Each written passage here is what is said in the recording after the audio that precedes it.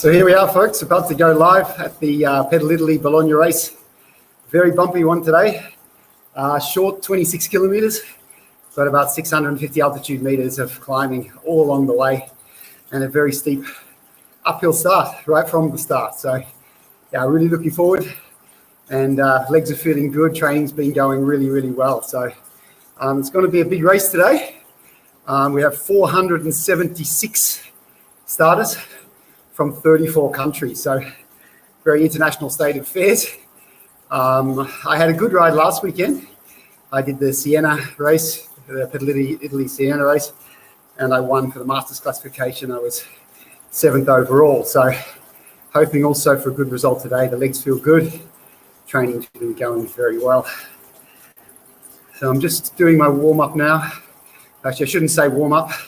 With indoor training, indoor racing, it's all about muscle activation because you don't want to get your core temperature too high before you start off.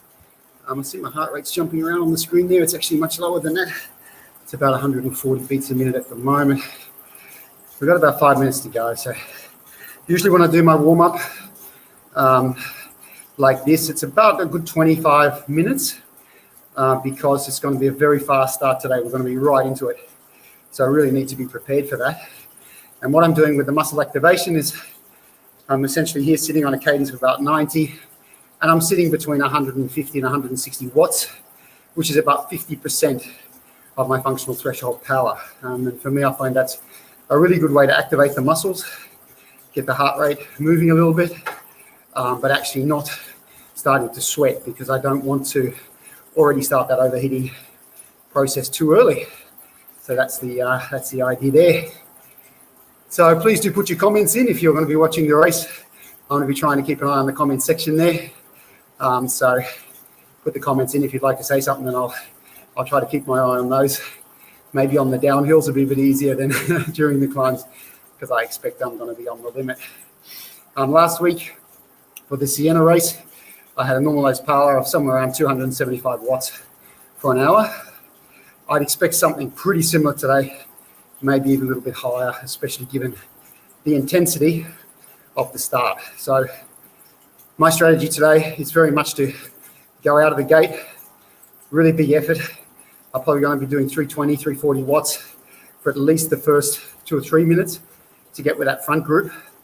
And then it'll be all out on the first 2 climbs because I really want to try to get a gap from my other Masters competitors by about that 7.5 kilometer mark, which is the first long downhill. So I really want to try to have a gap by then and then carry that through right to the finish, because after that, first 8 kilometers are some up and down, but that first 8 kilometers is really the place to do some damage. So that's what I'm going to be trying for today. I hope the audio is okay. It's always a bit tricky getting the audio right when I'm using the fan and blowing the fan on me as well, trying to keep cool, but hopefully you can hear the audio. Last week, Siena race, the audio was a little bit messed up. So 2 minutes to go now. Just going to up my heart rate a little bit here. Okay, looking good.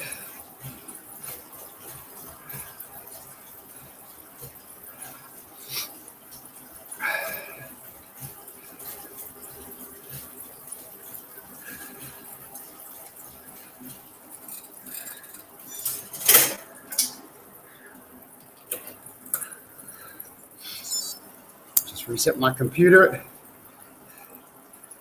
That was my muscle activation, 25 minutes. And now 1 minute 45 until the start. So always with these races, it's very important actually to start winding up that gear before the gun goes. So you will see what I do is I really start accelerating with about 10 seconds to go. So I want to be hitting my target wattage somewhere around 320, 340 watts, getting into that groove very, very quickly from the start because the gaps can open up very, very quickly. And I really need to be in that front 10, 12 guys, really at that starting point. So that's the strategy for today. Hopefully Allan Davis, my My coach is going to be joining me at some point as well. He's going to try to dial in. He's got a busy morning as well. Just back from Paris-Nice with his team, Israeli Startup Nation. But hopefully he'll be able to join in at some point as well. All right, here we go. 49 seconds to go.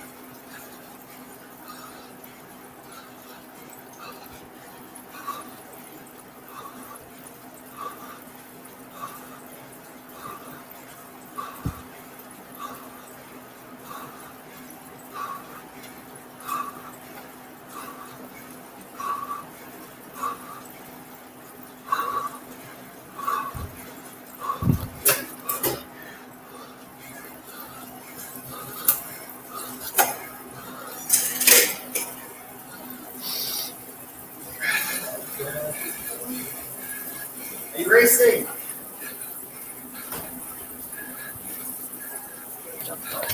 Can you give me a cold towel out of the freezer, please, mate? Cold what? Towel. It's in the freezer.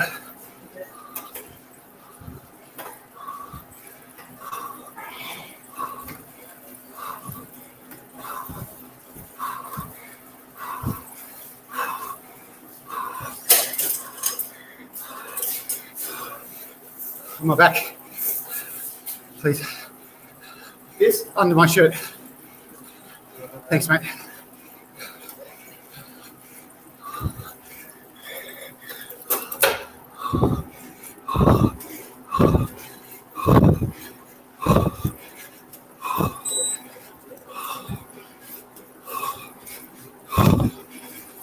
Back in the freezer? Yeah.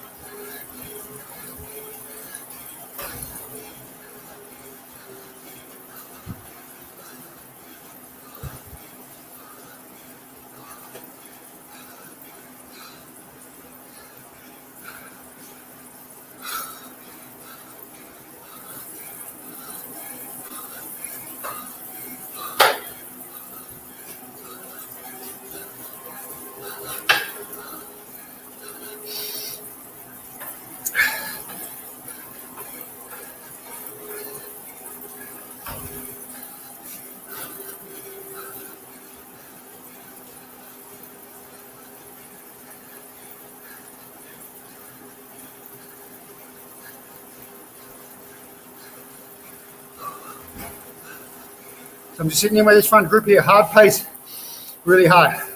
The guy Ling is also a master in my age classification. Doing good, mate, doing good. Okay, rescue, take the towel off, please. Right, and spray me with some water, please. No, just on my body. Towel out? Yeah. Under. You have to go make it cold. Not on the computer, thanks, buddy.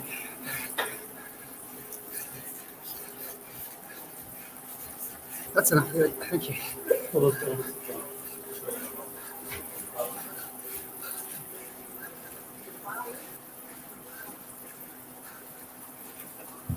In the back? No, it's good, it's good. Is it fridge again, maybe? I'm good. Yes, please.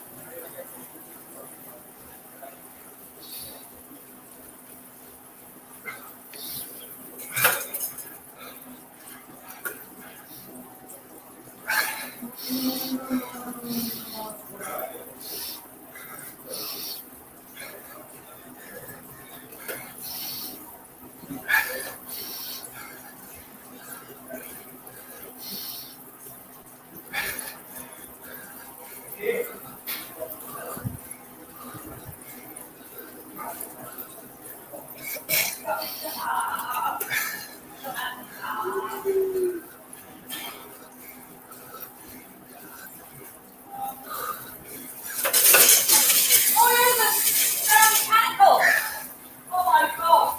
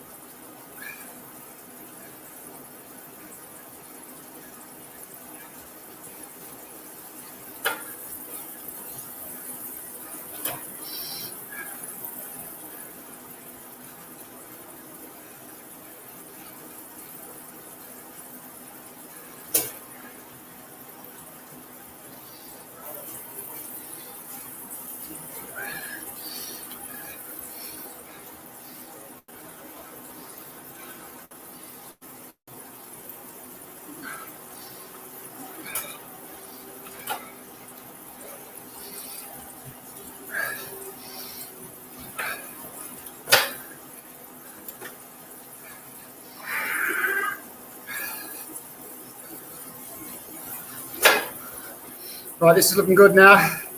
Staying with Ling.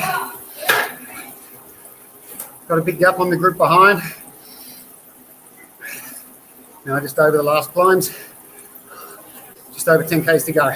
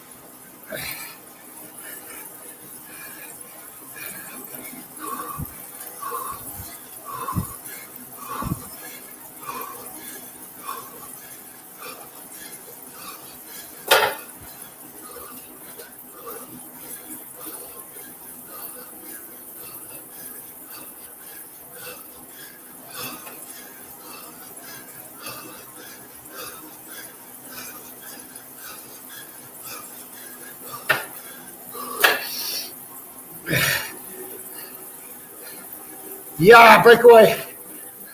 Like that.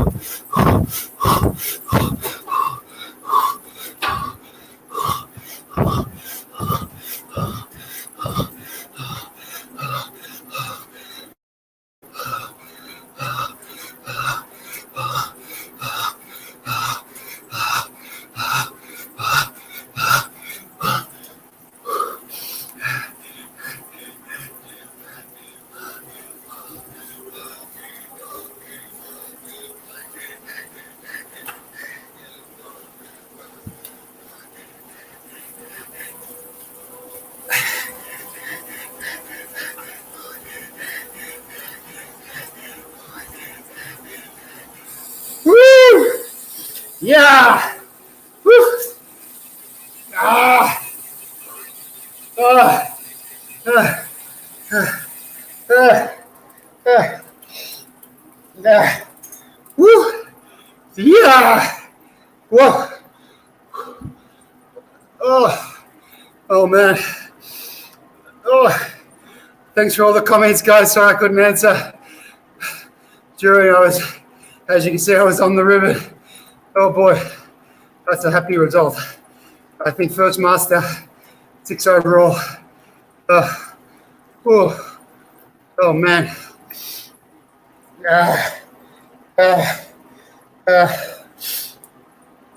Cool. So during the race, I was monitoring my core body temperature using my temperature sensor. So as you can see, when I started to heat up, my son was putting the cold towels and spraying the water. That was able to drop my body temperature down, because it's not unusual to get over 39, 39.5. When that happens, you really start sweating, and that sweat takes blood away from the muscles and you're losing power. So yeah, very happy with being able to keep an eye on that throughout the race. And whew, normalized power of 285 watts. So that was a pretty tough ride, but very, very happy. Thanks, Chris. Not bad for an old guy. Whew. Well, I turned 50 last week on Saturday, so that was a happy one. But I really love these short, punchy climbs. As you can see, I was like just max over the top of pretty much every climb. That's what I train for with my coach, Allan Davis. A lot of micro intervals, short, explosive work. And as you can see, I was right along with Ling, a Danish guy, very strong guy. He's beaten me in a couple of previous races. And what I was just trying to do was herd him over every small climb.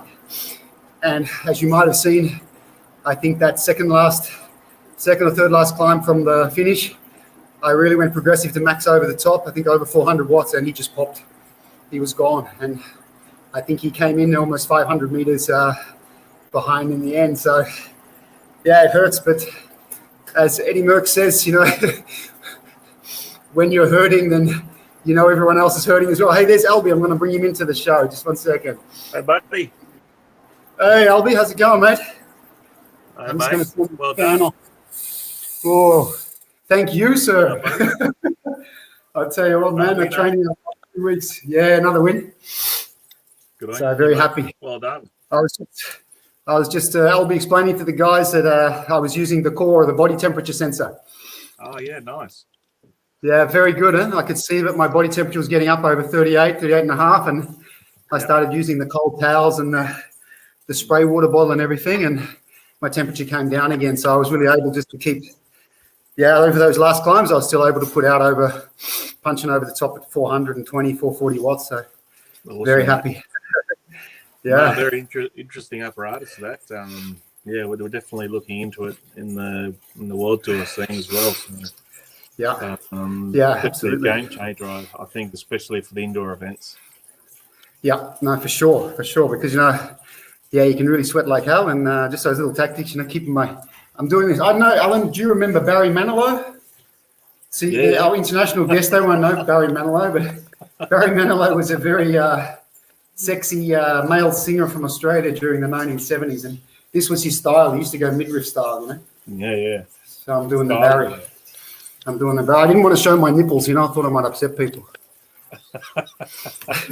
Good on you, mate. That's a pretty solid, pretty solid season with the Pedalitaly events, starting last December to now. You've done really good. You've done really well, and I think we have to acknowledge the founders of this series. It's been an incredible piece of technology.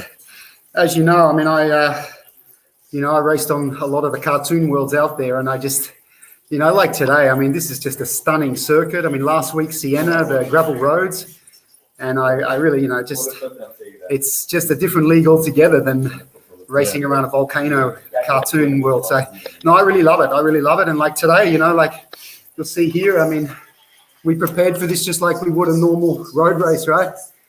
As you can see, I've got all the points at the top of the climbs, and I don't know if you can see that, but there's a point here at 24 kilometers, and it says attack. which is exactly what we did to plan, Albie. So, yeah. Good on you, mate. Awesome. Hey, how was just for the listeners? How was Paris-Nice? Because you were there with Israeli Startup Nation. So, how was the week? Yeah, it was really good. So basically the first race for me with the team. So come on board as basically a sprint director and coordinator, and so pretty much went in and was in the deep end a little bit, trying to get to know the guys pretty fast and to know the team, the structure, the staff. Luckily, some of the staff I'd worked with previously in other teams and as a rider. But we started off well. We got 5 top 10s. We've got a bit of work to do. But I'm really enjoying the challenge, the opportunity to be back in the World Tour. So next race I have is the Tour of the Basque Country. Yeah. And then I'm really looking forward to that with Michael Woods, Dan Martin, Darryl Impey, and the guys. Great. I think we have a really strong team. So and then on to the Ardennes and hopefully Tour of Andalusia, Volta Andalusia after that. So yeah, it's. Can you ask Reese to switch off that audio, please? We're definitely seeing an incredible amount of good racing to start the season off. It's been stated actually across the world, the standard and level that the guys are showing. So once again, yesterday was Milan San Remo also. So yeah, it's good to be back in the mix, mate. So it was a great. Yesterday's race was fantastic. I mean, Stephen really put it on the line. I was very happy for him. He's a great guy, very well liked here in Belgium. Hey, Anami, can you please close that one off? Because I don't need that. The bike. Can you just close it off? Shut down the stream there. That's it. Just get back to tours. And what did you think of Caleb's ride? I mean, pretty impressive coming through the caliber of those guys. And what can you maybe talk us through his? Can you talk us through what you thought of his ride in, say, the last 2-3 kilometres? I was actually really impressed by Caleb. The way he rode it really smart. I think he did everything right. He was just a little bit unlucky that Sturven, his attack was timed, really well. And I think the way Caleb rode, on the climbs, going with the moves when they went with Alaphilippe and Van Aert. And Caleb actually looked really comfortable. So apart from doing the right moves, he looked like he's done the work, mate. Like he was really comfortable, really well. And, he won the sprint. I mean, to get over those, because he really was in that select group, right? I mean, he came over the top there with the Alaphilippes and the Van Avermaets, the Van der Poel. And, very, very impressive ride. But I heard an interview with him afterwards. He said he's been doing a lot of hard work to get himself over those climbs. But I guess his weight helps him a little bit there compared to a lot of the other sprinters. Yeah, and also he lives in Monaco, so it's just down the road from San Remo, so you can actually go and do your efforts on the Foggia, on the Cipressa, and just basically get to know the climb like your backyard. And and a little bit different this year, I must say. We have to state that there wasn't a Tour Down Under, there wasn't racing in Australia. So maybe, that was another good sign that you can actually target without having to perform or have the pressure to perform early in January as well. So maybe a little bit different with your preparation, and maybe probably had the form of his life at San Remo yesterday. Great ride. Well, I think I'm going to have a pretty quiet Sunday afternoon now, Albie, I think. Yeah, you do that, mate. You've earned it.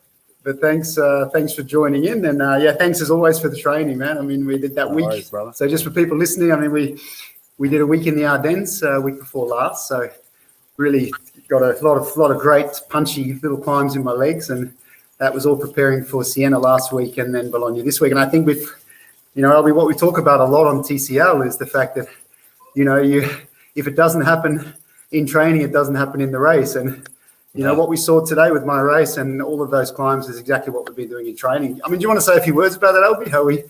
Because you did do some specific protocols for me the last 2 weeks, really to prepare me for those short, punchy climbs.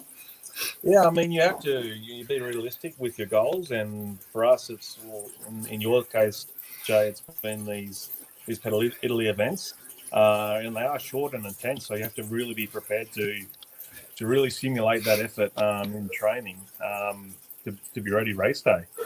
We know we also have a really good warm-up protocol, so you start the event really well, so you get a really good head start on the guys that aren't doing that. and that puts you in a really good position then to really utilize your tactics, because you're kind of always in front of the peloton, mate, from the start. Yep. So you have the endurance to do an hour effort. That's something that we've been working on for years, actually. So, but these new indoor events are kind of new to us all. But I think you've adapted yourself, mate, perfectly to it. With your research on tactics. What we've done, a little bit of maintenance with your training to be more intensive for an hour rather than a 3-hour event. But, I guess that's important to mention. All of those 1%ers combined. Yeah, comes up. I think it's good to mention to people as well, because I mean our original plan for the winter was cyclocross racing, but I was really training and of course cyclocross in many ways is very, very similar to the kind of race we did today. Constantly over threshold, back to threshold, up again. I mean, if you look at today I said 285 normalized power, but average heart rate around 165 and my threshold's around 170. So I was absolutely, in the zone pretty much all the way. And that's an important point, I think, for those people who do follow us on Strava as well. If you go back and have a look at my training over the last 2 weeks, you will not see a lot of volume. It was not about putting loads of kilometers in the legs, because when you've got a 45-minute race like this, you also have to make sure that your body is really well rested. Maybe you can talk about that, Al, because the last week I did one micro interval effort, one seated power effort, and pretty much the rest was resting. Yeah, exactly. I mean, you hit the nail on the head. It's an hour effort, so you have to fine tune your training so you're very fresh to come in to do it. Like similar to a time trial as well, mate. And you said like a cyclocross race, you have to really just be nice and fresh and be able to get your heart rate really high. That becomes an outcome from being really fresh. You can go really deep and you can go really hard as well. And you've got enough endurance to be able to do an hour effort. So, and it's also good training as well. You can also use these events for future goals as well. On the road. Yeah, for sure. I think if we can see what Van Aert and Van der Poel, even Pidcock have done in the last month. These guys coming out of the cyclocross season again, real intensity. I'm not sure if you saw, there was an interview with Heinrich Hausler on Dan Jones' show, Detour Show, and he was talking about now how he's really got stuck into cyclocross, and that a lot of pro riders are looking at it much more seriously now with the guys like Pidcock and Van der Poel, Van Aert showing what can be done with it. Absolutely, mate. That was another guy I was going to throw in the mix of the name. Was a really good example is Heinrich. Heino, he's a really seasoned professional now and just started with the cyclocross in the off season. It seems to be working. So there's another indication that it does work for the road riders as well. So very interesting times, actually, Joe. Well, I guess that's something. In the last, 18 months, LB, there's so many new protocols that you've been bringing into my training, whether it's the micro intervals, certainly core now, that's another game changer. So it's all about, keeping on the pointy end of what's happening with training and nutrition and also and analytics now. When I interviewed the guys from core, they were saying, they're pretty sure that within 2 or 3 years, we won't just have heart rate, we won't just have power. Pretty much everyone will also have the core body sensor, the temperature sensor on their bike for training and racing well. So that's we're trying to. And I tell you what, Albie, when you're 50, mate, you got to try to keep up with. You got to try to get every little bit of marginal gain that's possible. Yeah, for sure. No, we have to. It's part of life. Keep moving forward with technology, but in the same time, keeping hold of our roots that we know that work as well, and keeping that in mind. But we have to move forward with technology and utilize it to our best advantage. This is another. And Elby, were there some of your other guys, I think, raced Pedalitaly today as well? Some of the other guys you were training, because one of your guys had a success last weekend in Siena, I think. Yeah, so Peter Shirley won his Masters division last week. I'm not sure if it was down to race today. I'll touch base with him again later on this afternoon. But also had Harrison Bailey got sixth yesterday in amateur racing in France. He started the season really well with he's had a third a 5th and now a 6th in the last 4 races. And also another guy, Brad Davis, my cousin, actually got a 2nd today in Brisbane. So it's a good weekend, mate. You've rounded it off with a win. Good stuff. Well, I mean, today was, especially sweet. There were 400, I think 400 and, I just checked the numbers. There were over what did we have?